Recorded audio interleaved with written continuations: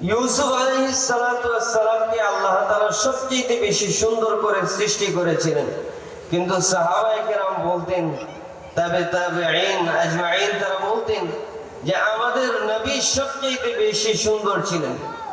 হযরত ইউসুফ আলাইহিস সালাতু ওয়াস সালাম কত বেশি সুন্দর ছিলেন যে জুলাইখাকে জিজ্ঞেস করা হলো যে তুমি যে ইউসুফকে এত ভালোবাসো, মহব্বত করো, এর কারণ কি? তুমি কিসের পাগল হয়ে ইউসুফ আলাইহিস সালাতু ওয়াস সালামকে তুমি এত ভালোবাসো? তো ইউসুফ আলাইহিস সালাতু ওয়াস সালামকে ভালোবাসার কারণ বর্ণনা করতে গিয়ে তিনি বলেন, তোমরা নির্ধারিত একটা সময়ে আমার সামনে আসবে এবং আমি কেন তাকে মহব্বত করি এর কারণ তোমাদেরকে কাগজে কলমে দেখিয়ে দিব। তো মিশরের নারীরা, রমণীরা জুলাইখার কথা মতো নির্ধারিত তারিখে চলে আসছে। এইবার জুলাইখা ইউসুফ আলাইহিস সালাতু ওয়াস সালামকে বললেন, ইউসুফ, আমি যখন তোমাকে বলবো তখন তুমি ঘর থেকে বের হয়ে পর্দা উন্মোচন করে এই মিশরের নারীদের সামনে তুমি আসবে, এর আগে আসবে না। আর এদিকে জুলাইখা মিশরের নারীদের হাতে আপেল, কমলা অথবা লেবু দিলেন, হাতে একটা করে ছুরিও দিয়ে দিলেন, বলে দিলেন যখন ইউসুফ আসবে তাকে দেখার সাথে সাথে তোমরা লেবু কাটতে থাকবে। কথা অনুযায়ী প্রত্যেকের হাতেই লেবু, কমলা দেওয়া হলো এবং ছুরি দেওয়া হলো। আর এইদিকে হযরত ইউসুফকে জুলাইখা বললেন যে ইউসুফ, হুকুম পাওয়ার সাথে সাথে তুমি চলে আসবে। আমার মুসলমান ভাইরা, বন্ধুগণ, জুলাইখা ইউসুফকে বললেন, পর্দা উন্মোচন করে তুমি মিশরের নারীদের সামনে চলে আসো। আর মিশরের নারীদেরকে বলে দিলেন, ইউসুফকে দেখার সাথে সাথে তোমাদের হাতে যে লেবুটা আছে সেটা কাটতে শুরু করবে। জুলাইখার কথা অনুযায়ী পর্দা উন্মোচন করে হযরত ইউসুফ আলাইহিস সালাতু ওয়াস সালাম মিশরের রমণীদের সামনে আসলেন। আর মিশরের রমণীরা হাতের মধ্যে থাকা লেবুটা কাটতে শুরু করলেন। কিতাবের মধ্যে লেখা হয়, ইউসুফের সৌন্দর্য দেখে তারা লেবু কাটতে শুরু করেছে। কাটতে কাটতে প্রত্যেকে নিজের হাত কেটে ফেলছে, তাদের খবরও ছিল না। লেবু কাটতে কাটতে, ইউসুফকে দেখতে দেখতে কাটতেছে, লেবু কাটতে কাটতে হাত কেটে ফেলছে, খবরই ছিল না। এটা ছিল ইউসুফ আলাইহিস সালাতু ওয়াস সালামের সৌন্দর্য। আর এদিকে রাসূলের সৌন্দর্য কেমন ছিল? সাহাবায়ে কেরাম বলেন, মিশরের রমণীরা হযরত ইউসুফকে দেখে নিজেদের হাত কেটে ফেলছে। অনুরূপ ভাবে যদি একটা পরীক্ষা জমিনের মানুষদের সামনে যদি করা হয় আর রাসূলকে যদি তাদের সামনে আনা হয়, জমিনের মানুষগুলা শুধুমাত্র লেবু কাটতে থাকবে তাই নয়, হাত কেটে কেটে নিজের কলিজা কেটে ফেলবে, টেরও পাবে না। সুবহানাল্লাহ। রাসূলের সৌন্দর্য অনেক বেশি ছিল, কিন্তু সত্যিকার অর্থেই ইউসুফ আলাইহিস সালাতু ওয়াস সালাম পৃথিবীর সবচেয়ে সুন্দরতম পুরুষ ছিলেন। কিন্তু আমাদের রাসূলের সৌন্দর্য বেশি ছিল। এটার সমন্বয় হচ্ছে আমাদের রাসূলের চেহারার মধ্যে আল্লাহ রাব্বুল আলামিন মায়া, মমতার আকর্ষণ তৈরি করে দিয়েছিলেন। ইউসুফের চেহারার মধ্যে সৌন্দর্যের আকর্ষণ ছিল, আর আমাদের রাসূলের চেহারার মধ্যে মায়া, মমতার, মহব্বত, ভালোবাসার আকর্ষণ ছিল। এই জন্যই তো আল বিদায়া ওয়ান নিহায়া কিতাবের মধ্যে আসছে, কোন মানুষ যখন রাসূলকে দেখতেন, রাসূলের মুস্কি হাসিটা যখন মানুষ দেখতেন, রাসূলের চেহারা দেখে দেখে হাজার হাজার বেঈমান কালেমা পড়ে মুসলমান হয়ে গেছে।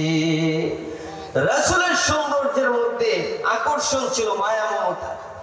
তো রাসূল সুন্দর ছিলেন, পাশাপাশি রাসূলের কামালিয়াত এবং যোগ্যতা, যে যোগ্যতার বিবেচনায় মানুষ মানুষকে ভালোবাসে, সেই যোগ্যতাও আমাদের রাসূলের মধ্যে ছিল। রাসূলের কামালিয়াত কেমন ছিল? আবু জাহেল আসলো, ভাতিজা মুহাম্মদ তুমি বলো দেখি আমার হাতের মধ্যে কি আছে? যদি বলতে পারো আমার হাতের মধ্যে কি আছে, তাহলে ভাতিজা তোমার হাতে হাত রেখে কালেমা পড়ে মুসলমান হয়ে যাব। রাসূল বললেন, চাচা জান হাতে যা আছে যদি বলে দেই ইসলাম গ্রহণ করবেন? আবু জাহেল বলে, হ্যাঁ যদি বলে দিতে পারো কথা দিলাম তোমার হাতে হাত রেখে কালেমা পড়ে মুসলমান হয়ে যাব। আমার মুসলমান ভাইরা, আল্লাহর নবী আবু জাহেলকে বললেন, আবু জাহেল শোনো, তোমার হাতে যা কিছু আছে, তোমার হাতে যা আছে সেই জিনিসের পরিচয় আমি নবী মুহাম্মদ দিব, নাকি তোমার হাতে যা কিছু আছে ওই জিনিসটাই নিজের পরিচয় দিয়ে দিবে? সুবহানাল্লাহ। আবু জাহেল বলে, সেটা তো আরো বেশি আকর্ষণীয় হবে, যদি হাতের জিনিস নিজের পরিচয় বলে দেয় তাহলে আরো ভালো। রাসূল আবু জাহেলের হাতের দিকে ইঙ্গিত করলেন আর বলে দিলেন, হাতের মধ্যে যা কিছু আছে আল্লাহর হুকুমে তুমি কথা বলো। ইশারা করতে দেরি হয়েছে, হুকুম করতে দেরি হয়েছে।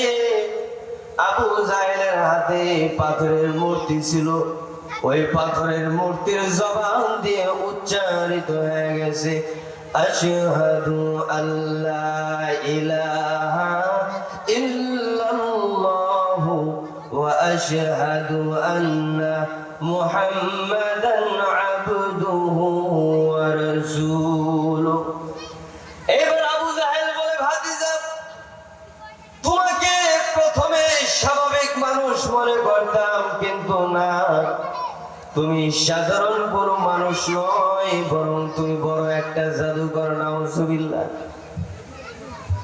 আর রাসূলের উপর ঈমান আনলো না। আরেকদিন আবু জাহেল আসলো, ভাতিজা বলো দেখি, আকাশের মধ্যে পূর্ণিমার চাঁদ দেখা যায়, যেই পূর্ণিমার চাঁদ আমরা দেখি, তুমি যদি জমিন থেকে আল্লাহর হুকুমে ওই চাঁদ দুখণ্ড করে দেখাতে পারো, তাহলে লাত উজ্জার কসম করে বলি তোমার হাতে হাত রেখে মুসলমান হয়ে যাব।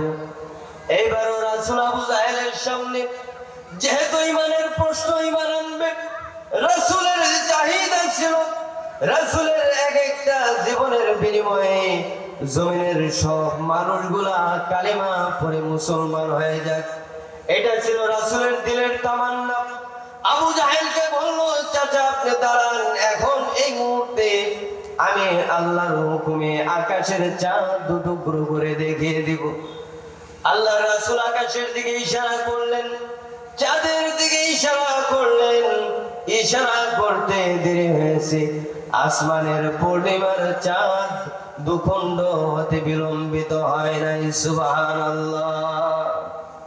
এইবার আবু জাহেল বলে, ভাতিজা এতদিন তো ছোটখাটো জাদুকর ভাবতাম, তুমি তো ছোটখাটো জাদুকর না, তুমি অনেক বড় জাদুকর, কারণ তোমার জাদু এতদিন জমিনে ছিল, আজকে তো দেখি তোমার জাদুর পাওয়ার ওই আকাশের চাঁদের নিকট চলে গেছে। নাউজুবিল্লাহ। বেয়াকুব গাধা, সে জাদু কোনটা মুআজিজা কোনটা সেটার পার্থক্যই বুঝে না। জাদু হচ্ছে এমন জিনিস যেই জাদুর মোকাবেলা আরেকজন জাদুকর করতে পারে, এক জাদুকর আরেক জাদুকরের জাদু খণ্ডন করতে পারে, এটা পৃথিবীর নিজাম। কিন্তু আল্লাহর পক্ষ থেকে যে মুআজিজাগুলা রাসূলকে দেওয়া হয়েছিল, এই মুআজিজাগুলা কোন জাদুকর খণ্ডন করতে পারে না। এ হচ্ছে পার্থক্য। এই জন্য আল্লাহর রাসূলের কাছে কোরআন নাযিল হয়েছিল মুআজিজা। জমিনের হাজার হাজার মানুষ শত শত বছর পার হয়ে গেছে, জমিনের মানুষগুলা আজ অবধি কোরআনের একটা আয়াত নকল করে দেখাতে পারে নাই। কিভাবে পারবে? কোরআন তো মুআজিজা। রাসূল চাঁদ দুটুকরো করে দেখিয়ে দিলেন, কিন্তু আজও পর্যন্ত বিজ্ঞানরা এত শত শত বছর পর্যন্ত গবেষণা করে চাঁদের দেশে থাকা যাবে কি যাবে না, উপযোগী কি না, এটা গবেষণা করে শেষ করতে পারে না। চাঁদ টুকরো করা মুজিজা ছিল, পাথরের মূর্তির জবান দিয়ে কালিমা বের করা মুজিজা ছিল। এই জন্য পৃথিবীর কোন মানুষ মুজিজার মোকাবেলা করতে পারে না। এটা ছিল রাসূলের কামালিয়াত এবং রাসূলের যোগ্যতা। পৃথিবীর মানুষ আরো একটা কারণকে সামনে রেখে মানুষকে ভালোবাসে। মানুষ যদি মানুষের প্রতি দয়া করে, অনুগ্রহ করে, তাহলে মানুষ মানুষকে বড় ভালোবাসে, মহব্বত করে। জমিনের মানুষগুলো মা বাবা তার সন্তানকে ভালোবাসে, অনুগ্রহ। এই অনুগ্রহ, মায়া, মমতা প্রত্যেকটা সন্তানের প্রতি মা বাবার থাকে। এই জন্য দেখা যায় জমিনের মানুষগুলা মা বাবাকে বড় মহব্বত করে, মা বাবাও তার সন্তানকে মহব্বত করে। এটা তবিঈ মহব্বত, স্বভাবজাত মহব্বত। এটার মধ্যে কখনো কখনো ভাটা পড়ে যায়। আর রাসূল আমাদের প্রতি ইহসান করেছেন, অনুগ্রহ করেছেন। কেমন অনুগ্রহ! হযরত আজরাইল আসলেন রাসূলের কাছে, ইয়া রাসূলুল্লাহ, আল্লাহর পক্ষ থেকে আসছে, আসমানের মালিক আল্লাহ রাব্বুল আলামিন আপনার কাছে সালাম পাঠিয়েছেন। ইয়া রাসূলুল্লাহ, আপনি জমিনের মধ্যে আরো কিছুদিন জীবিত থাকতে চান, নাকি আল্লাহর ডাকে সাড়া দিয়ে আল্লাহর কাছে চলে যেতে চান? আল্লাহ রাব্বুল আলামিন আপনার কাছে মেসেজ পাঠিয়েছেন, আপনাকে ইখতিয়ার দেওয়া হয়েছে। আপনি যদি জমিনে কিছুদিন থাকতে চান, তাহলে আল্লাহ তাআলা থাকার অনুমতি দিয়ে দিবেন। আর যদি আল্লাহর ডাকে সাড়া দিয়ে আল্লাহর কাছে চলে যেতে চান, তাহলে আমি আজরাইল আপনাকে নেওয়ার জন্য আসছি। আল্লাহর রাসূল বলেন, আল্লাহর রাসূল বলেন, আল্লাহর রাসূল বললেন, আমি এখন জিবরাইল আসলে তার কাছ থেকে পরামর্শ নেব। জিবরাইল আসলেন, জিবরাইলকে জিজ্ঞেস করলেন, জিবরাইল বলো দেখি, জমিনের মধ্যে কিছুদিন থাকবো নাকি চলে যাব? আল্লাহর রাসূলকে জিবরাইল বলে দিলেন, ইয়া রাসূলুল্লাহ, ইয়া হাবিবাল্লাহ, এটা আপনার ইখতিয়ার। তবে আমার কাছে মনে হয় আসমান থেকে জমিনে আসলাম, জান্নাত দেখে আসলাম। ইয়া রাসূলুল্লাহ, ইয়া হাবিবাল্লাহ, আজকে আমি আসমান আর জমিনটাকে এত চমৎকার ভাবে সুসজ্জিত অবস্থায় দেখেছি। আমার মনে হয় আল্লাহ রাব্বুল আলামিন আপনাকে রিসেপশন করার জন্য আসমান আর জমিনটাকে সাজিয়ে রেখেছেন। সুবহানাল্লাহ, আসমান আর জমিনটাকে সাজিয়ে রেখেছেন, মনে হয় চলে যাওয়াই ভালো হবে। রাসূল বললেন, তাহলে চলে গেলে আমার উম্মতকে কে দেখবে? রাসূলের কথার জবাবে জিবরাইল বলেন, ইয়া রাসূলুল্লাহ, আপনার টেনশনের কারণ নাই, জমিনে আপনার যত উম্মত আছে সমস্ত উম্মতের জিম্মাদার হলেন আল্লাহ। সুবহানাল্লাহ বলেন। এইজন্য আমার মুসলমান ভাইরা, রাসূল আমাদেরকে মহব্বত করেছেন, ভালোবেসেছেন, অনুগ্রহ প্রকাশ করেছেন। এই জন্য রাসূলকে ভালোবাসা এটা ঈমানের দাবি। রাসূলকে ভালোবাসতে হবে নিজের জীবনের চাইতে বেশি। নিজের জীবন যদি কখনো চলে যায়, চলে যেতে পারে, তবুও রাসূলের ভালোবাসা জীবনের শেষ নিঃশ্বাস পর্যন্ত রাসূলের ভালোবাসা অন্তরের মধ্যে রাখতে হবে। এবং রাসূলকে ভালোবাসতে গেলে জমিনের মধ্যে যত পরীক্ষা আছে সব ধরনের পরীক্ষায় উত্তীর্ণ হতে হবে। সর্বশেষ একটি হাদিস বলে শেষ করে দিব। খাব্বাব আসলেন, ইয়া রাসূলুল্লাহ, কাফের মুশরিকরা এত জুলুম করে করে আমার কোমরের সব কষ্ট আগুন দিয়ে পুড়িয়ে শেষ করে দিয়েছে। আমার কোমরের মধ্যে শুধু হাড্ডি আছে, আর কিছু নেই।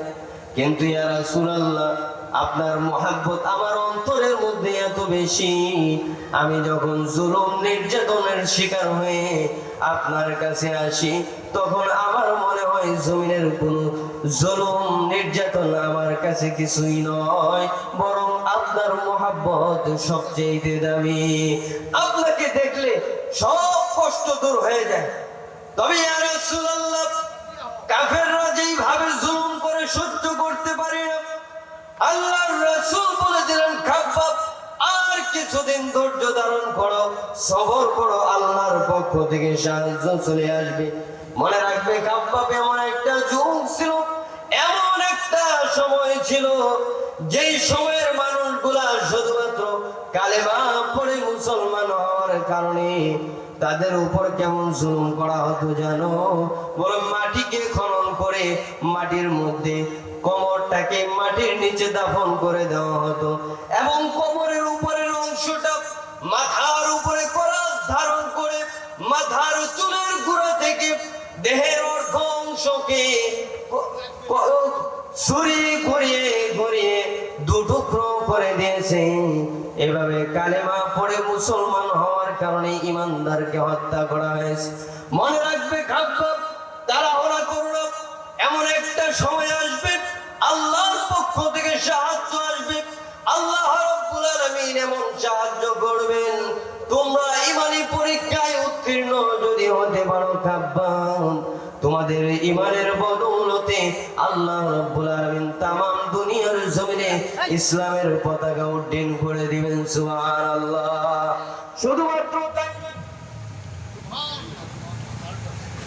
শুধুমাত্র তাই নয়, মনে রাখবে খাব্বাব, সানআ থেকে হাজরে মাউত পর্যন্ত বিশাল এই অঞ্চলের মধ্যে একজন রমণী অলংকারের সাজে সুসজ্জিত হয়ে সানআ থেকে হাজরে মাউত পর্যন্ত ভ্রমণ করবে।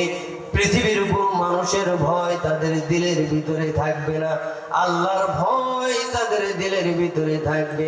আল্লাহ ছাড়া আর কারো ভয় তাদের দিলে থাকবে না। তোমাদের ঈমানের বদৌলতে আল্লাহ রাব্বুল আলামিন এই নিয়ামত জমিনবাসীদেরকে দান করবেন। ঈমানি পরীক্ষা আসবে রাসূলকে ভালোবাসতে গেলে। যত ধরনের পরীক্ষা মুসিবত আসুক না কেন, রাসূলের মুহাব্বত আর ভালোবাসা অন্তরে রেখে পরীক্ষায় উত্তীর্ণ হতে হবে। যদি পরীক্ষায় উত্তীর্ণ হতে পারি তাহলে মৃত্যুবরণ করতে দেরি হবে, আল্লাহর তৈরি জান্নাতে যেতে দেরি হবে না। সুবহানাল্লাহ বলেন। আল্লাহ রাব্বুল আলামিন আমাদের সবাইকে রাসূলের মুহাব্বত, আল্লাহর মুহাব্বত, ভালোবাসা অন্তরে নিয়ে জীবনের শেষ নিঃশ্বাস পর্যন্ত ঈমানের উপর অটল থাকার তৌফিক দান করেন। সকলে বলেন আমিন। এখন আমাদের সামনে হাফেজ হযরত মাওলানা মুফতি মাহদী হাসান ভাই আলোচনা করবেন। ওয়া রাহমাতুল্লাহি ওয়া বারাকাতুহু।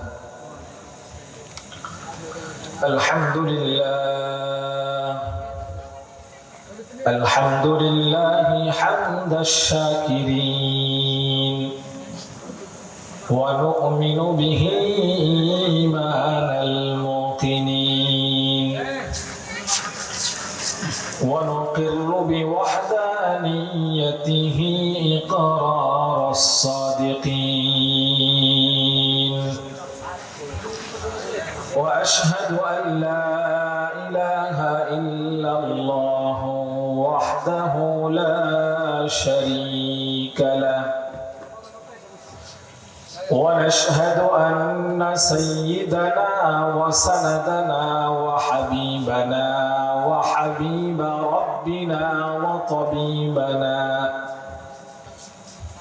وطبيب قلوبنا ومولانا محمدا عبده ورسوله صلى الله تعالى عليه وعلى آله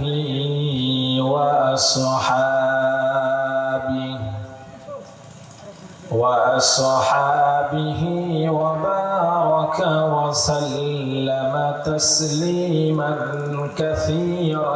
كثيرا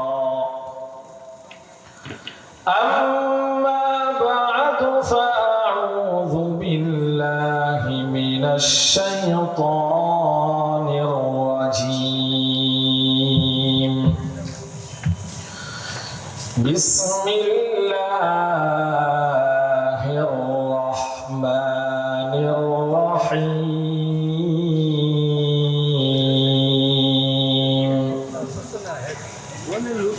وتعاونوا على البر والتقوى ولا تعاونوا على الإثم والعدوان واتقوا الله إن الله شديد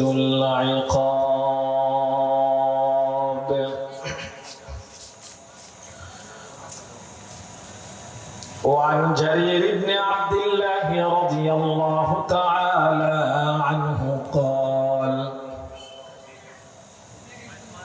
بايعت النبي صلى الله عليه وسلم على إقام الصلاة وإيتاء الزكاة والنصح لكل مسلم أو كما قال عليه الصلاة والسلام. صدق الله مولانا العظيم وصدق رسوله النبي الأمي الكريم ونحن على ذلك لمن الشاهدين والشاكرين والذاكرين والحمد لله رب العالمين.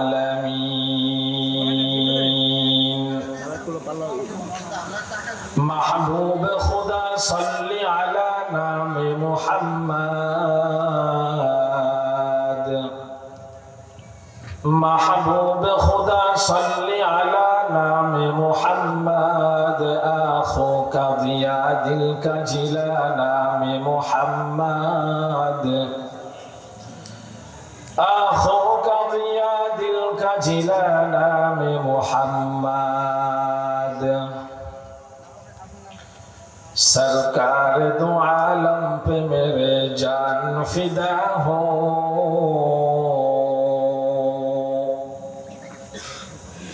सरकार दो आलम पे मेरे जान फिदा हो. कुर्बान मेरे वालिदैन आपके ऊपर हो. कुर्बान मेरे वालिदैन आपके ऊपर हो. तो सैयद रसूल है और खातमुन नबीन. तो सैयद रसूल है और खातमुन नबीन. उम्मती उम्मती है तस्बीह तेरी. उम्मती उम्मती है तस्बीह तेरी. আলহামদুলিল্লাহ. বকচর কবরস্থানের উন্নয়ন এবং কবরবাসীদের রূহের মাগফিরাত কামনায় আজকের এই ঐতিহাসিক তাফসীরুল কোরআন মাহফিলে সম্মানিত সভাপতি সাহেব, আমার সামনে উপবিষ্ট দিন দরদি মুসলমান ভাইরা,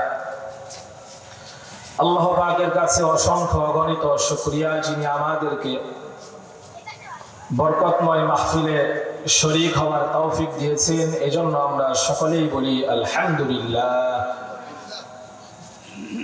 সম্মানিত হাজিরিন, পবিত্র কুরআনুল কারীমের সূরাতুল মাইদা 2 নং আয়াতের শেষ থেকে কিছু অংশ তেলাওয়াত করেছি। নবী আলাইহিস সালামের অসংখ্য অগণিত হাদিসের মহাসমুদ্র থেকে সহিহুল বুখারীর 57 নং হাদিস পাঠ করেছি। তেলাওয়াতকৃত আয়াত এবং পাঠকৃত হাদিসকে সামনে নিয়ে বর্তমান সময়ের জন্য গুরুত্বপূর্ণ একটি বিষয় আপনাদের সামনে পেশ করতে চাই। সেটা হচ্ছে কল্যাণের কাজে একে অপরকে সহযোগিতা করা।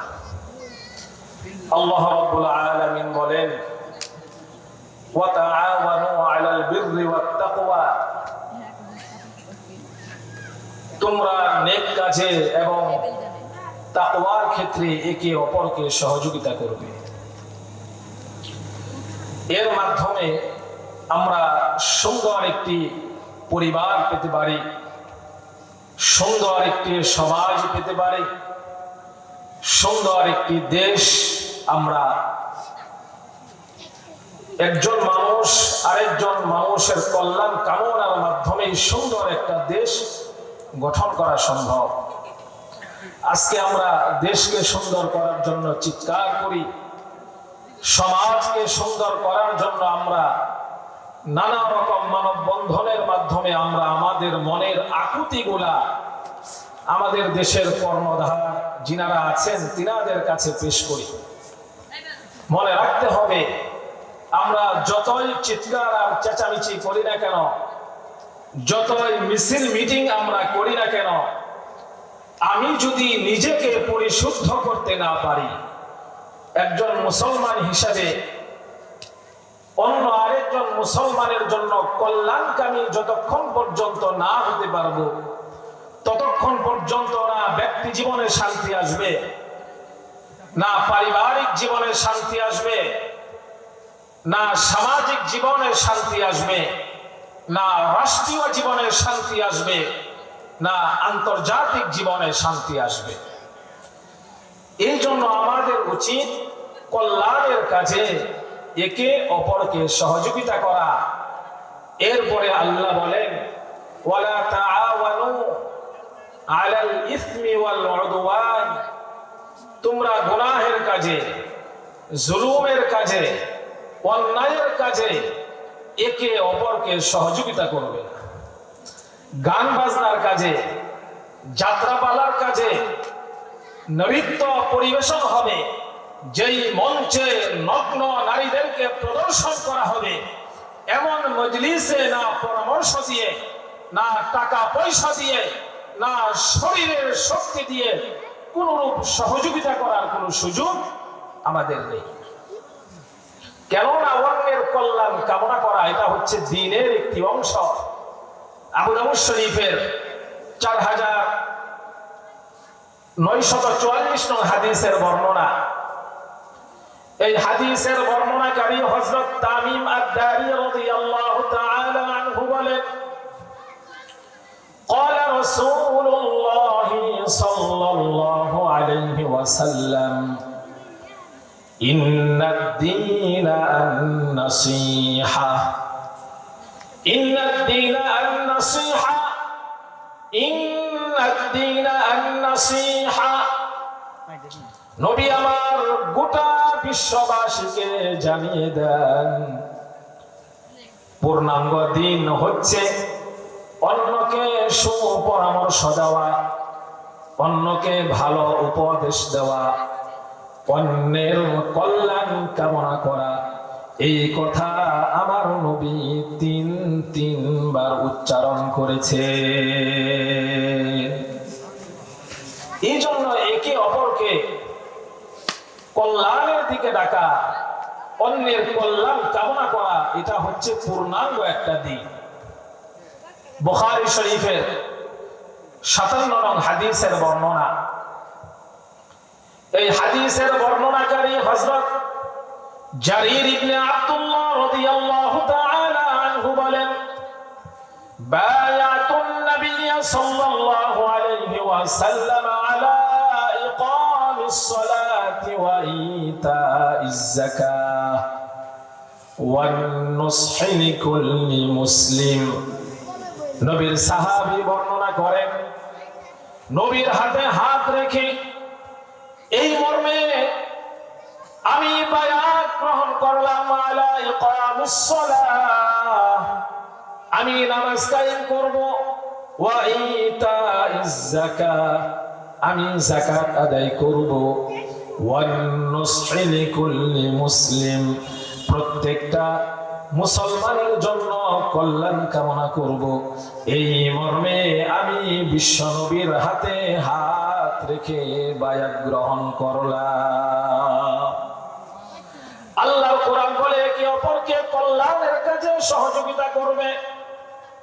নবীর হাদিস বলে একে অপরের কল্যাণ কামনা করা, সুপরামর্শ দেওয়া, উপদেশ দেওয়া, এটাই হচ্ছে পূর্ণাঙ্গ দিন।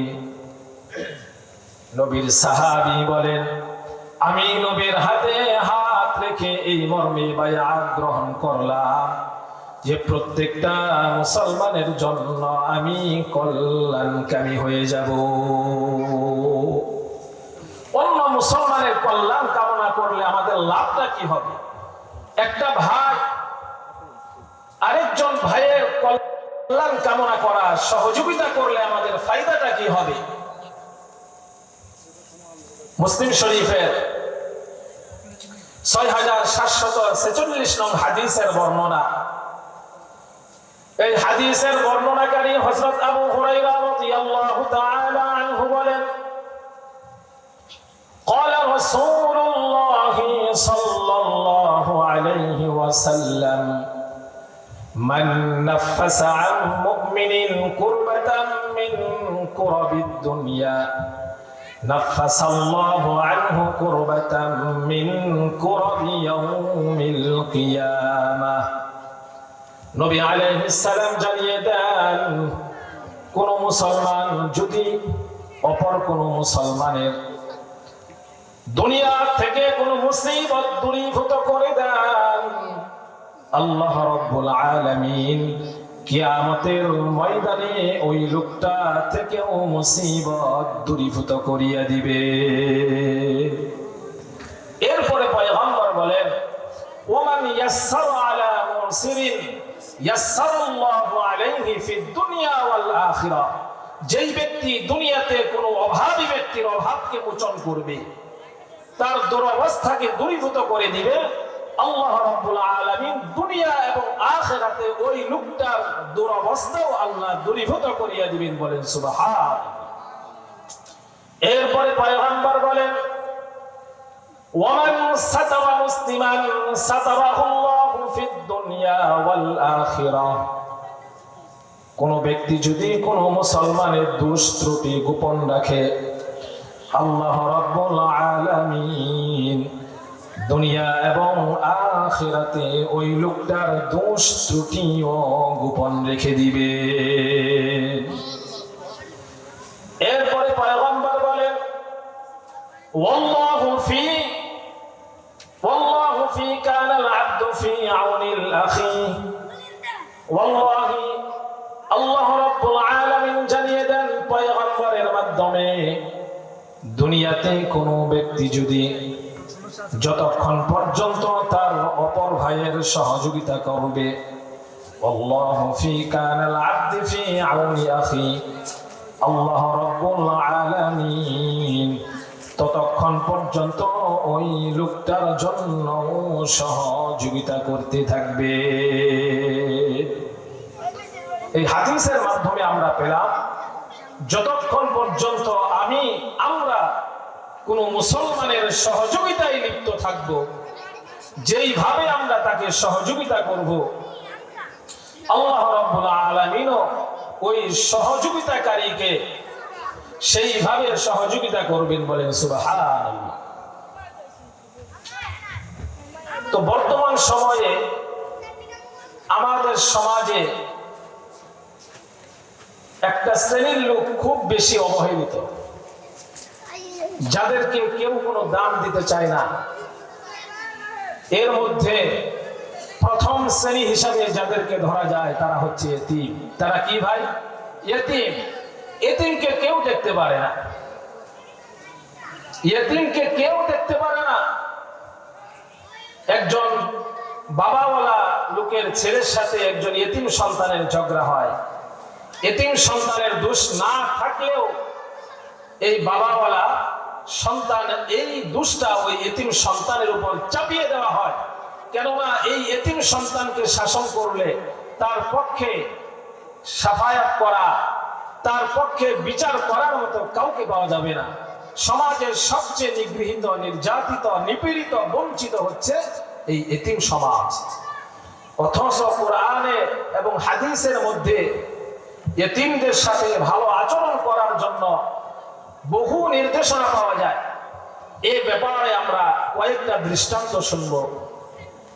এক নাম্বার দৃষ্টান্ত হচ্ছে, আল্লাহ রাব্বুল আলামিন বনি ইসরাঈল নামে একটি সম্প্রদায় রয়েছে। এই সম্প্রদায়ের থেকে এতিম সন্তানদের সাথে ভালো আচরণ করতে হবে, এই মর্মে রব তাদের থেকে প্রতিশ্রুতি নিয়েছেন। বলেন সুবহানাল্লাহ। সূরা বাকারার 83 নং আয়াতে আল্লাহ বলেন, وَإِذْ أَخَذْنَا مِيثَاقَ بَنِي إسرائيل لا تعبدون إلا الله وبالوالدين إحسانا وذي القربى واليتامى والمساكين আল্লাহ রাব্বুল আলামিন বলেন, স্মরণ করুন সেই সময়ের কথা যখন আল্লাহ রাব্বুল আলামিন বনি ইসরাইল সম্প্রদায় থেকে প্রতিশ্রুতি নিলেন, লা তা'বুদুনা ইল্লাল্লাহ, আল্লাহ ছাড়া কারো ইবাদত করা যাবে না। ওয়া বিল ওয়ালিদাইনি ইহসানা, মা বাবার সাথে খারাপ আচরণ করা যাবে না। ওয়াদিল কুরবা, ইয়তিম ওয়াদিল কুরবা, আত্মীয় স্বজনদের সাথে ভালো আচরণ করতে হবে। ওয়াল ইয়াতামা, ইয়তিমদের সাথেও ভালো আচরণ করতে হবে। এই আয়াতে আল্লাহ রাব্বুল আলামিন 3 নম্বরে ইয়তিমের কথা আনলেন। 1 নম্বরে রব জানিয়ে দেন আল্লাহ ছাড়া কারো ইবাদত করা যাবে না। যেহেতু গুরুত্বপূর্ণ বিষয়টা আল্লাহ পাক শুরুতে এনেছেন, এরপরে এনেছেন মা বাবার কথা, এরপরে এনেছেন নিকট আত্মীয়দের কথা, এরপরে আল্লাহ ইয়তিমদের কথা উল্লেখ করেছে। এই জন্য ইয়তিমদের সাথে ভালো আচরণ করা, মা বাবার সাথে ভালো আচরণ করা, নিকট আত্মীয়দের সাথে ভালো আচরণ করা। আমাদের অবস্থা হচ্ছে এমন, আমাদের আত্মীয় স্বজন যাদের টাকা পয়সা আছে তাদের সাথে আমরা খুব ভালো সম্পর্ক বজায় রাখি, কিন্তু যে আত্মীয় স্বজন অর্থনৈতিক ভাবে একটু দুর্বল তাদেরকে আমরা মূল্যায়ন করতে চাই না। সমাজে অনেক এতিম আছেন যাদেরকে আমরা সহযোগিতা করতে চাই না। মসজিদে হাজার হাজার টাকা দান করি, বিভিন্ন মাহফিলে লক্ষ লক্ষ টাকা দান করি। সমাজে আমি দানবীর সাজতে চাই, কিন্তু আমার বাড়ির পাশেই যে একটা এতিম সন্তান আছে তার হাতে যে আমি 1000 টাকা দিয়ে বলবো বাবা তুমি কিছু কিনে খেও, সেই কথা বলার শক্তি, কিছু টাকা দান করার মতো সামর্থ্য আমাদের হয় না। আবার আমরা বড় বড় দানবীর সাথে, অথচ আল্লাহ কোরআনে বলছেন এতিমদের সাথে ভালো আচরণ করো। 2 নম্বর দৃষ্টান্ত, ইয়তিমদের জন্য খরচ করা। সূরা বাকারার 215 নং আয়াতে রব জানিয়ে দেন, হে পয়গম্বর, লোকেরা আপনাকে জিজ্ঞেস করবে, ওয়ায়াসআলুনাকা মাযা ইউনফিকুন কুল মা আনফাকতুম মিন খায়রিন ফালিল ওয়ালিদাইন ওয়াল আকরাবিন ওয়াল ইয়াতামা ওয়াল মাসাকিন ওয়াবনিস সাবিল। হে পয়গম্বর, লোকেরা আপনাকে জিজ্ঞেস করবে কোন খাতে তারা টাকা ব্যয় করবে। ওয়ায়াসআলুনাকা মাযা ইউনফিকুন, লোকেরা আপনাকে খরচ করার খাত জিজ্ঞেস করবে। নবী আলাইহিস সালাম আপনি তাদেরকে জানিয়ে দেন, কুল মা আনফাকতুম মিন খায়র, তুমি যদি তোমার টাকা পয়সা খরচ করতে চাও, ফালিল ওয়ালিদাইন, 1 নম্বরে তুমি তোমার মা বাবার জন্য খরচ করবে। 1 নম্বরে মা বাবার জন্য খরচ করবে। স্ত্রী সন্তান এদের জন্য দামি দামি পোশাক তুমি খরিদ করে দিলে, আর মার জন্য অল্প মূল্যের একটা কাপড়, বাবার জন্য স্বল্প মূল্যের একটা লুঙ্গি খরিদ করে তুমি নিজেকে অনেক বড় কিছু মনে করলে। আল্লাহ 1 নম্বরে বলেন যে মা বাবার জন্য তুমি খরচ করো। ফালিল ওয়ালিদাইন ওয়াল আকরাবিন, 2 নম্বরে নিকট আত্মীয় যারা আছে এদের জন্য খরচ করবে। কিন্তু আমরা করি কিনা? নিকট আত্মীয়দের জন্য খরচ করি। নাসাই শরীফের মধ্যে আসছে 2581 নং হাদিসের বর্ণনা, এই হাদিসের বর্ণনাকারী হযরত সালমান রাদিয়াল্লাহু তাআলা আনহু বলেন, ইন্নাস সাদাকাতা আলাল মিসকিনি সাদাকা।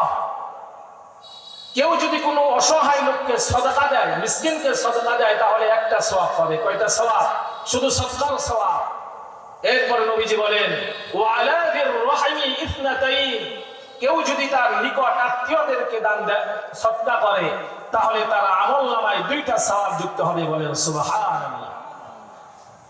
সাদাকাতুন ওয়াসিলা, একটা হচ্ছে সাদাকা করার সওয়াব, আরেকটা হচ্ছে এই আত্মীয়তার বন্ধনকে যুক্ত রাখা, আত্মীয়তার সম্পর্ককে বজায় রাখার সওয়াব। বলেন সুবহানাল্লাহ। এই জন্য নিকট আত্মীয়দের জন্য খরচ করার দরকার আছে না নাই? কি বলেন, আছে না নাই? ওয়াল ইয়াতামা, 3 নম্বরে আল্লাহ আবার ইয়াতিমদের কথা আনলেন যে ইয়াতিমদের জন্য খরচ করো। আমরা কি করি? পারলে ইয়াতিমদের সম্পদ আমরা আত্মসাৎ করার চেষ্টা করি। 3টা ভাই আছে, বড় ভাইটা মারা গেল, বড় ভাই তার 2 জন ছোট ছোট এতিম সন্তান বাচ্চা রেখে দুনিয়ার থেকে বিদায় নিয়েছে।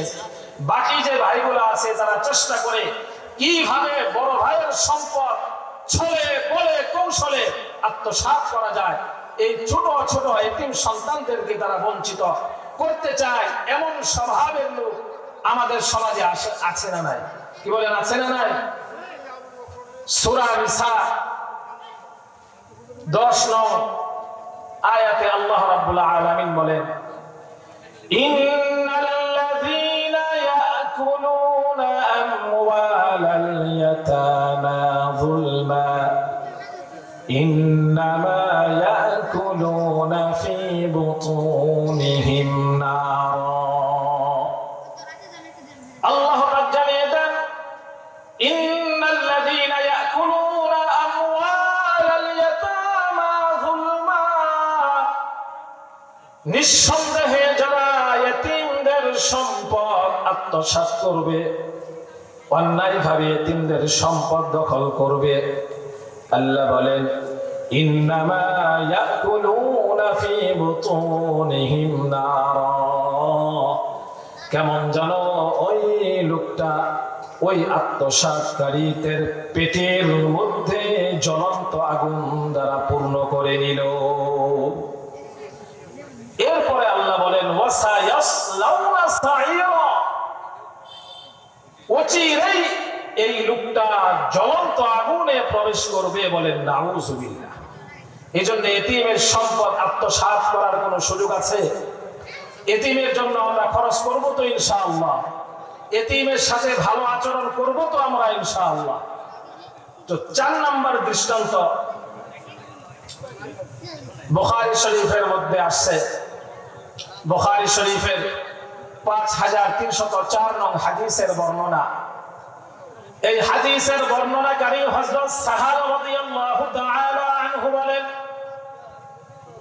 قال رسول الله صلى الله عليه وسلم أنا وكافل اليتيم في الجنة هكذا وأشار السبابة والوسطى।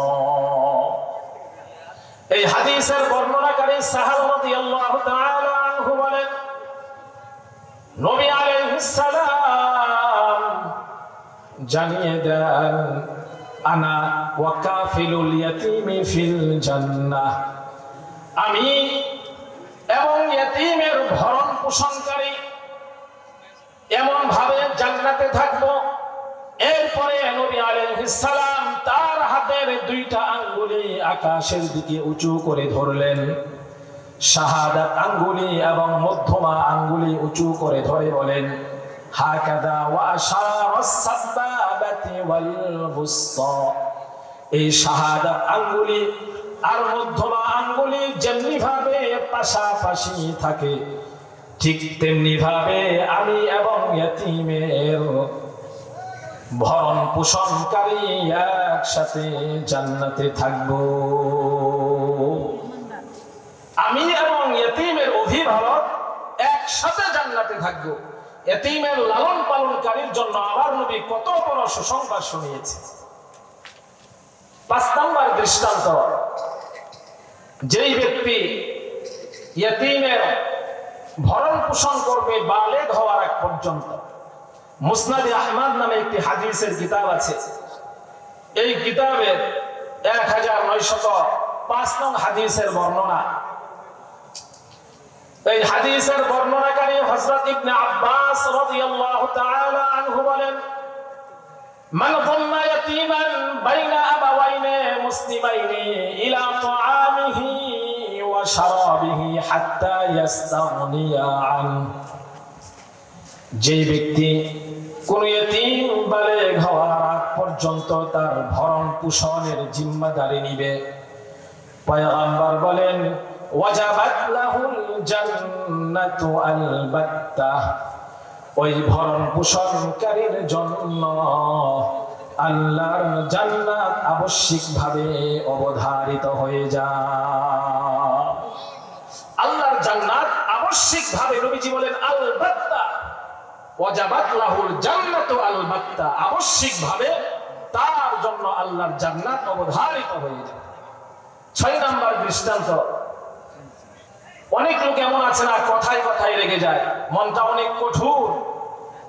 তো একটা লোক নবীজির কাছে আসছেন, ইয়া রাসূলুল্লাহ আন্না রাজুলান শাকান ইলা নবী সাল্লাল্লাহু আলাইহি ওয়াসাল্লাম কসওয়াতা কলবি, যে আমার অন্তরের কঠোরতার ব্যাপারে কিভাবে আমার মনটা নরম হয়।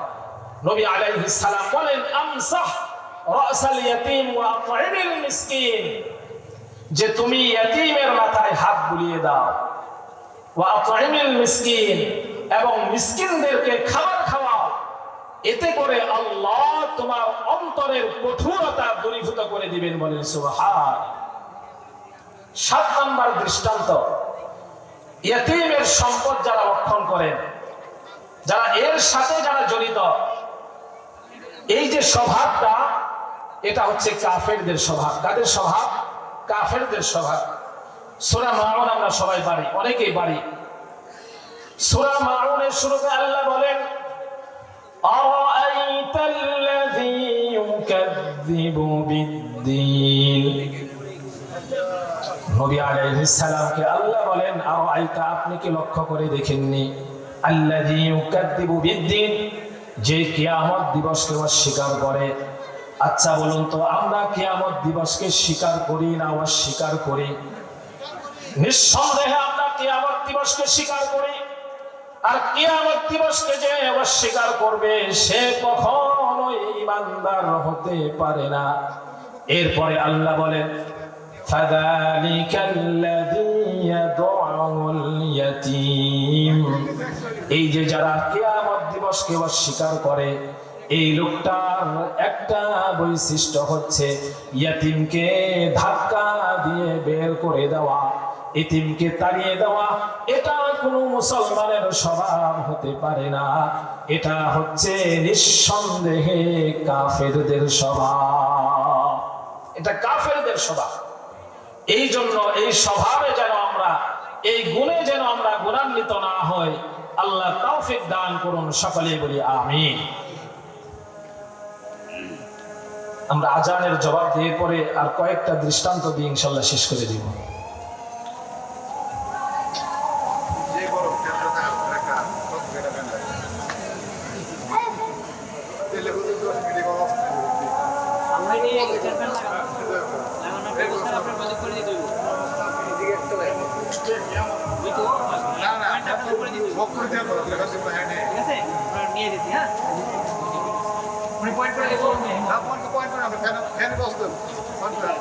দুইটা পয়েন্ট করে দিয়ে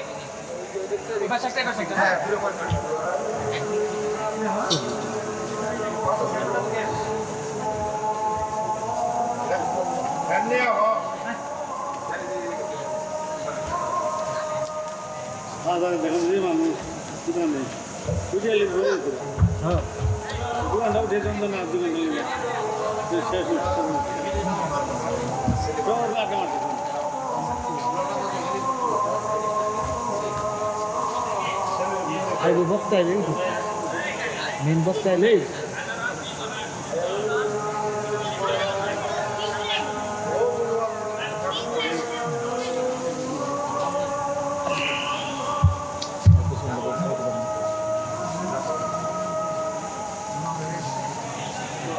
বলবো,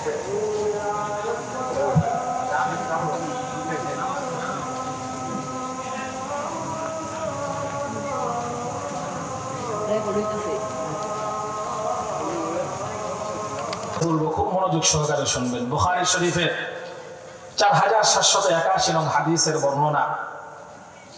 এই হাদিসের বর্ণনাকারী হযরত আবু হুরায়রা রাদিয়াল্লাহু তাআলা আনহু বলেন, قال رسول الله صلى الله عليه وسلم ما من مؤمن إلا وأنا أولى الناس به في الدنيا والآخرة فأيما مؤمن ترك مالا فليرثه عصبته من كانوا فإن ترك دينا أو ضياعا فليأتني وأنا مولاه।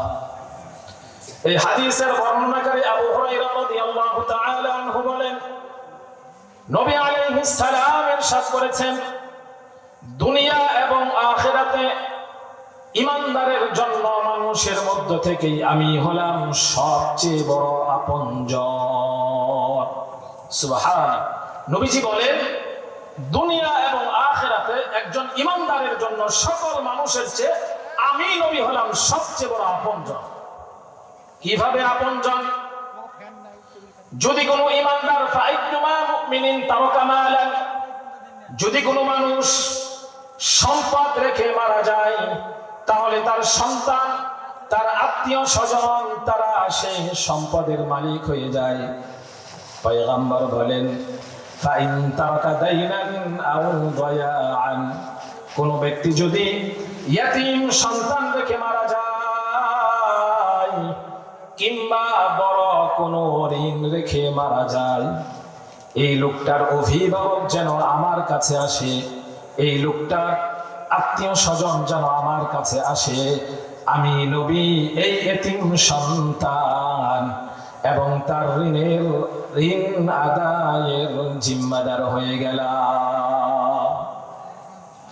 একটু চিন্তা করুন, কোন মানুষ যখন মারা যায়, লাশের সামনে দাঁড়িয়ে বাবা মারা গেলে ছেলে কথা বলে, ঠিক কিনা? বাবা মারা গেলে ছেলে কথা বলে, ছেলে মারা গেলে বাবা কথা বলে, আমার সন্তান মারা গিয়েছে, সন্তান অপরাধ করলে ক্ষমা করে দিবেন, কেউ যদি কোনো টাকা পয়সা পেয়ে থাকেন আমাদের সাথে যোগাযোগ করবেন।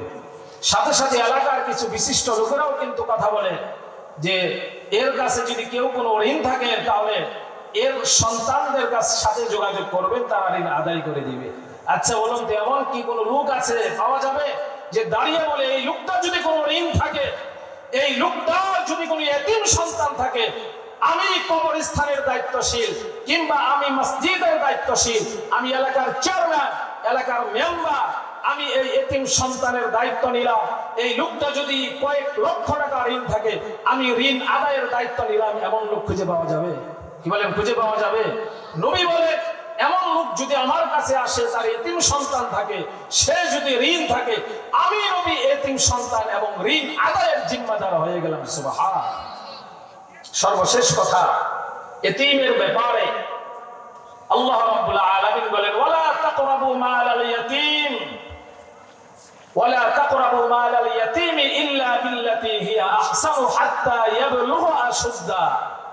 এতিম সন্তান বালেগ হওয়ার আগ পর্যন্ত অসৎ উদ্দেশ্যে এতিম সম্পদের, এই সন্তানের সম্পদের কাছেও তোমরা যাবে না।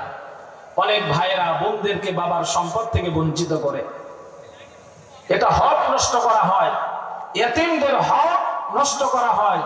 এই জন্য নবী আলাইহিস সালাম মুসলিম শরীফের 163 নং হাদিস, এই হাদিসে পয়গম্বর বলেন, 7টা ধ্বংসকারী অপরাধ থেকে তোমরা বেঁচে থাকবে। ইজতানিবুস সাবআল মুবিকাত, 7টা ধ্বংসকারী অপরাধ থেকে তোমরা বেঁচে থাকবে। 1 নাম্বার পয়গম্বর বলেন, আল ইশরাকু বিল্লাহ, আল্লাহর সাথে শিরিক করা। 2 নাম্বার নবীজি বলেন, ওয়াস সিহরু, অন্যকে জাদু করা। 3 নাম্বার নবী আলাইহিস সালাম বলেন, আকলুর রিবা, সুদ খাওয়া। 4 নাম্বার পয়গম্বর বলেন, ওয়া আকলু মালিল ইয়াতীম, ইয়াতীমের সম্পদ ভক্ষণ করা। 5 নাম্বার নবী আলাইহিস সালাম বলেন, কতলুন নাফসিল্লাতী হারামাল্লাহু ইল্লা বিল হক, অন্যায়ভাবে কাউকে হত্যা করা। 6 নাম্বার নবী আলাইহিস সালাম বলেন ওয়াতাওয়াল্লি ইয়াউমাজ যাহফি, যুদ্ধের ময়দান থেকে পৃষ্ঠ প্রদর্শন করে পালিয়ে যাওয়া। 7 নাম্বার পয়গম্বর বলেন ওয়াকাযফুল মুমিনাতুস সালিহাতুল গাফিলাত, মুমিনা সরলমনা কোন নারীর প্রতি অপবাদ আরোপ করা। এই 7টা ধ্বংসকারী অপরাধ থেকে তোমরা বেঁচে থাকবে। এর মধ্য থেকে একটা অপরাধ হচ্ছে আকলু মালিল ইয়াতীম, ইয়াতীমের সম্পদ ভক্ষণ করা। আল্লাহ রাব্বুল আলামিন আমাদের সবাইকে এই ভয়ঙ্কর অপরাধ থেকে বেঁচে থাকার তৌফিক দান করুন, সকলেই বলি আমিন। সর্বশেষে আমরা কৃতজ্ঞতা জানাচ্ছি এবং আল্লাহ তাআলার কাছে কামিয়াবির জন্য দোয়া করি আল্লাহ পাক যেন এই মাহফিলকে কবুল করে নেন। যাদের অক্লান্ত পরিশ্রমে এই মাহফিল সুন্দরভাবে সাজানো হয়েছে, আল্লাহ পাক যেন সকলের দান, সকলের মেহনত, সকলের বুদ্ধি সব কিছুকে যেন কাল হাসরের ময়দানে নাজাতের ওসিলা হিসাবে কবুল করিয়া নেন। বিশেষ করে কবরস্থানের যিনি সম্মানিত সভাপতি আছেন, আল্লাহ পাক যেন তার হায়াতের মধ্যে বরকত দান করেন, সুস্থতার জিন্দেগি দান করেন। এই কবরে যারা শায়িত আছেন প্রত্যেকের কবরগুলি যেন আল্লাহ পাক জান্নাতের বাগানে পরিণত করিয়া দেন, সকলেই বলি আমিন। একটু পরেই নামাজ হবে, আমরা আমাদের যাদের ওযু নেই মেহেরবানি করে দ্রুত ওযু সেরে নিন। দুনিয়ার মানুষ শুনে রাখো, তোমাদের জন্য কোরআন নাযিল করেছি শুধু হেদায়েতের জন্য। আল্লাহ রাব্বুল আলামিন তিনি বললেন হুদাল লিল মুত্তাকিন, শুধু মুত্তাকিনদের পথ দেখানোর জন্য আমি কোরআন নাযিল করেছি। এই মুত্তাকিগণ আল্লাহকে যারা, নবীকে যারা নবী হিসাবে যারা স্বীকার করেছে তারা হচ্ছে মুমিন, তারা হচ্ছে ইমানদার, তারা হচ্ছে মুত্তাকি। আল্লাহ পাক রব্বুল আলামিন তাদের হেদায়েতের জন্য কোরআন নাযিল করেছেন, বলেন সুবহানাল্লাহ। রাসূলুল্লাহ সাল্লাল্লাহু আলাইহি ওয়াসাল্লাম পৃথিবীর জমিনে এমন সময় তিনি আসলেন যেই সময়ের ভিতরে রাসূলুল্লাহ, আল্লাহ পাক রব্বুল আলামিন রাসূলকে এমন সময় পাঠিয়েছেন যখন তামাম পৃথিবীর জমিনে সব কিছু অন্ধকারের ভিতরে নিমজ্জিত ছিল। আল্লাহ পাক রাসূলকে পাঠিয়ে দিয়ে রাসূলকে নূর হিসাবে, আলো হিসাবে পাঠিয়ে দিয়ে তামাম পৃথিবীর জমিনে তিনি ইসলামের আলো প্রতিষ্ঠা করেছেন। কিয়ামত পর্যন্ত আমার আল্লাহ জারি করে রাখবেন, সুবহানাল্লাহ। রাসূলুল্লাহ সাল্লাল্লাহু আলাইহি ওয়াসাল্লাম তিনি বলেছেন আমার পর কোন নবী আসবে না, যদি কোন বান্দা, যদি কোন আমার উম্মত, আমার অনুসারী যদি আমাকে নবী হিসাবে স্বীকার করে, আমি নবী যা বলেছি তা ওই ব্যক্তি আমল করবে, যা নিষেধ করেছি ওইগুলা যদি মানতে পারে, কিয়ামতের ময়দানে আমি নবী তাদেরকে ডেকে ডেকে আমি জান্নাতের দিকে নিয়ে যাব, বলেন সুবহানাল্লাহ। আল্লাহ রাব্বুল আলামিন কুরআনুল হাকীম তিনি নাযিল করে দিয়েছেন মানুষের হেদায়েতের জন্য। তাই এলাকার বাসী কুরআন শোনার জন্য কবরস্থানের মানুষদের মাগফিরাতের উদ্দেশ্যে তাফসীরুল কুরআন মাহফিল আয়োজন করেছে। মৃত মানুষের আত্মার রূহের মাগফিরাত কামনার জন্য মাহফিল দিয়েছে। আপনারা যে যে জায়গায় বসে আছেন কুরআন শোনার জন্য মাহফিলের দিকে চলে আসেন। এই মাহফিল প্রতিদিন থাকবে না, এই মাহফিল প্রতিদিন থাকবে না, এই মেলা প্রতিদিন জমে না। বছরে একটা সময় আপনাদের কুরআন শোনার পর আমার আল্লাহ তার জান্নাত দিয়ে দেবে, বলেন সুবহানাল্লাহ। আল্লাহ রাব্বুল আলামিন কুরআনুল হাকীমের ভিতরে তিনি আয়াত নাযিল করে দিলেন, তিনি সূরা নাযিল করে দিলেন সূরাতুল আসর। সময়ের কথা তিনি বললেন, দুনিয়ার মানুষ তোমরা সময়ের মূল্য দাও। ইমাম শাফিঈ রাহিমাহুল্লাহ তিনি বলেছেন আল্লাহ পাক রব্বুল আলামিন পবিত্র কুরআন 114টি সূরা নাজিল করেছেন। যদি আল্লাহ পাক 114টি সূরা যদি নাজিল না করে সূরাতুল আসর যদি নাজিল করতেন, এই সূরা যদি, এই আমল যদি পৃথিবীর মানুষ যদি করত, এইটাই নাজাতের জন্য ওসিলা হয়ে যেত। বলেন সুবহানাল্লাহ। আল্লাহ রাব্বুল আলামিন প্রথমে বললেন ওয়াল আসরি, সময়ের মহা কসম করে তিনি বলছেন, পৃথিবীর মানুষ সময়ের মহা কসম করে বলছে যে পৃথিবীর মানুষ শুনে রাখো, আমি তোমাদেরকে যে সময় দান করেছিলাম এই সময় তোমরা আল্লাহর রাস্তায় যদি না কাটাও, তোমরা কোন রাস্তায় কাটাইবা? আল্লাহ তাআলা জান্নাত বানিয়েছেন, জাহান্নাম বানিয়েছেন। যারা আল্লাহর রাস্তায় সময় লাগাবে আমার আল্লাহ তাদেরকে জান্নাত দিবে, আর যারা আল্লাহর রাস্তায় যারা সময় লাগাবে না তাদেরকে আমার আল্লাহ তিনি জাহান্নামে পাঠাবেন। বলেন আউযু বিল্লাহ। সূরা আসরের ব্যাখ্যা, আসরের নামাজের পর আসরের আযান দিয়ে দেয়, নামাজের পর থেকে মাগরিবের নামাজ পর্যন্ত যতটুকু সময় বান্দা তুমি দেখো ততটুকু সময় করছে সূরাতুল আসরের ব্যাখ্যা। আপনার জীবন থেকে যে সময় চলে যায় এই সময় আর ফিরে আসবে না। এই সময় একবার চলে গেলে আর আসে না। 80-90 বছরের বড় মানুষকে যদি জিজ্ঞাসা করা হয় আপনার যে যৌবনকালে যে সময়টা ছিল ওই সময়টা কেমন গেছে, তিনি বলবেন এই তো কিছুদিন আগে চলে গেল, আমার মনে হয় গত কালকেও মনে হয় আমার যৌবনকাল ছিল। আল্লাহ রাব্বুল আলামিন বললেন মানুষের হায়াত যখন ফুরিয়ে যাবে, ওই মানুষের হায়াত যখন ফুরিয়ে যাবে মানুষ কোথাও যেতে পারবে না। মালাকুল মাউত যখন ওই ব্যক্তির কাছে এসে বলবে ও বান্দা তোমার জীবন থেকে মূল্যবান সময়গুলো চলে গেছে, তুমি চলে যাও, তুমি চলে যাও আল্লাহ তাআলার মালাকুল মাউতের ফেরেশতার কাছে। আল্লাহ রাব্বুল আলামিন রাসূলুল্লাহ সাল্লাল্লাহু আলাইহি ওয়াসাল্লামকে বিদে পাঠানোর পর তাকে বললেন ইয়া আইয়াতুহান নাফসুল মুতমাইন্না। আল্লাহ তাআলা নবীকে উদ্দেশ্য করে তিনি বললেন ও নবী আপনি শুনে রাখেন, মালাকুল মাউত যখন এসে পড়বে আপনাকে ডেকে বলবে হে প্রশস্ত আত্মা, আল্লাহ রবের সন্তুষ্টির জন্য রেডি হন, চলেন। মানুষ দুনিয়া থেকে বিদায় নিয়ে যাবে। এই কবরস্থানে কত মানুষ দুনিয়ার জমিন থেকে বিদায় নিয়েছে, কত মানুষ দুনিয়ার জমিন থেকে বিদায় নিয়ে কবরের ভিতরে ঘুমাচ্ছে। জানি না কার যেন মা বাবা কবরের ভিতরে ঘুমাইতেছে।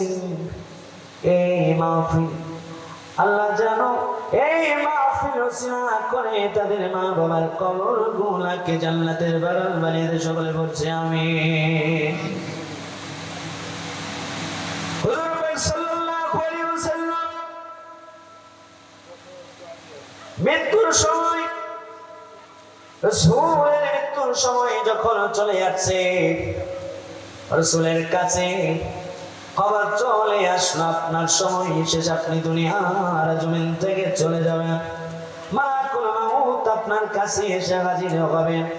রাসূলুল্লাহ কাছে এসে হযরত মালাকুল মাউত এসে বলছে ইয়া রাসূলুল্লাহ আপনার সময় শেষ হয়ে গেছে, আপনি দুনিয়ার জমিনে আর আসবেন না। আল্লাহর হাবিব মুহাম্মদুর রাসূলুল্লাহ সাল্লাল্লাহু আলাইহি ওয়াসাল্লাম তিনি বলছেন আমার বুকের মধ্যে কি তুমি রেখেছ?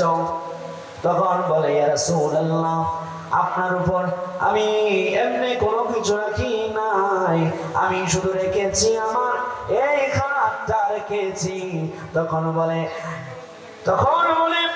আমার মনে হয় আপনি আমার উপর স্বয়ং উহুদ পাহাড় আপনি রেখেছেন, উহুদ পাহাড় আপনি আমার উপর রেখেছেন, তাই আমার মনে হয় আমার এত কষ্ট হচ্ছে।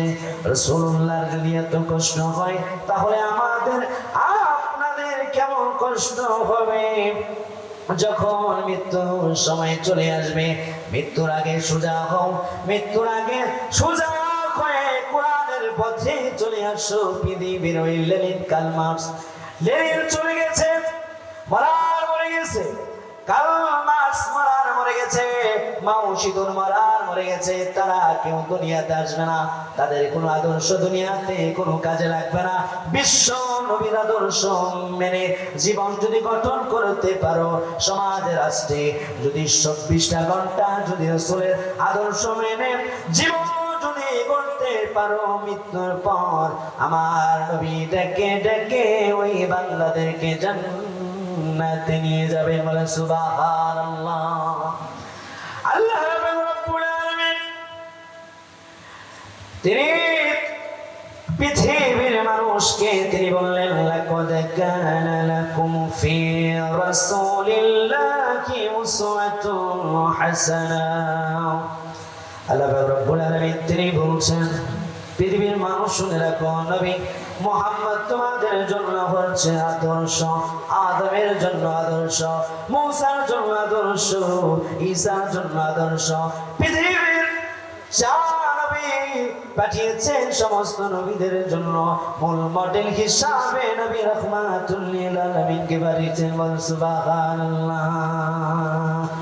ওই নবীর আদর্শ মানে যদি তাম জীবন যদি গঠন করতে পারেন, আল্লাহর কাছে মৃত্যুর পর বলতে পারবেন, আল্লাহ মাও সেতুনের আদর্শ মানি নাই, লেনিনের কার্ল মার্কসের আদর্শ মানি নাই, মানুষের বানোয়াট জাতির পিতার আদর্শ মানি নাই, শুধু আপনার কোরআনের আদর্শ মেনেছি, নবীর আদর্শ মেনেছি। এই কারণে আল্লাহর কাছে যখন বলবো, আমার আল্লাহ তাদেরকে ডেকে ডেকে বলবে, এরাই তো আমার প্রকৃত বান্দা, এদেরকে ডেকে ডেকে আমার আল্লাহ জান্নাত দিয়ে দিবেন। জান্নাত পাওয়ার জন্য রাসূলের কাছে একজন সাহাবী আসলো, রাসূলের কাছে এসে বলল, ইয়া রাসূলুল্লাহ, ইয়া হাবিবাল্লাহ, নবীজি আমার, আমরা জান্নাতে যাব কিভাবে, জান্নাতে যাব আমি কিভাবে, আপনি শিক্ষা দেন। রাসূলের কাছে এসে বসলো, রাসূল তাকে বললেন যে তুমি নামাজ আদায় করবা, ওয়াকিমুস সালাতা, তুমি নামাজ কায়েম করবা, তুমি যাকাত দিবা, তুমি হজ করবা, তোমার যা যা সামর্থ্য তুমি তা তা করবা। ওইখান থেকে যখন ওই সাহাবী উঠে গেল, তখন রাসূলুল্লাহ সাল্লাল্লাহু আলাইহি ওয়াসাল্লাম সাহাবীদেরকে ডেকে বলছে, এ সাহাবী শোনো শোনো, তোমরা যদি কোনো জান্নাতি বান্দা যদি দেখতে চাও, তাহলে ওই সাহাবীর দিকে তাকাও, তাকাও, তাকাও।